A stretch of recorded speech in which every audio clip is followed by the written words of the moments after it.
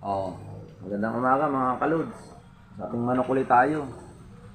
Paano ang tamang sistema sa hardening? Oh, dapat, kung nag-hardening ka, 4 months pa lang, hardening mo na, 4 months. Oh,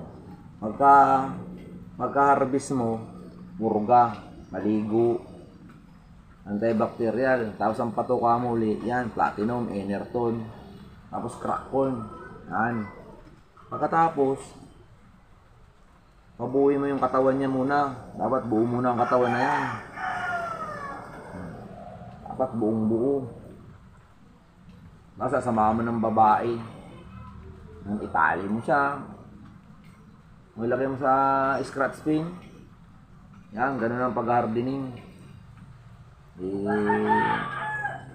In 3 weeks na yan, bulto na katawan na yan. Aywan ko lang. Mali ang inaano nila eh. Dapat pagka-4 months, direkto magka-harvest yan. Diretso na ng cording. Cording o flying pin, gano'n. Dapat walang mga kasamang matatanda. Bata lang sila. Kasi walang mga inahin. Nakakatakot sa inahin.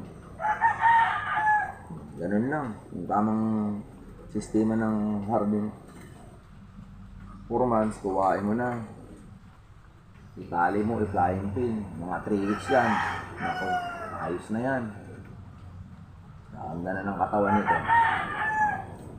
Doon din sa vlog ko na isa. With feeding siya. Vitamin Pro. Yan, 4 months, tali, o flying pin. Kasama mo ng babae, iwan ko lang. Yun ang tamang hardening. Sistema ng hardening na panalo kay Idol. Salamat.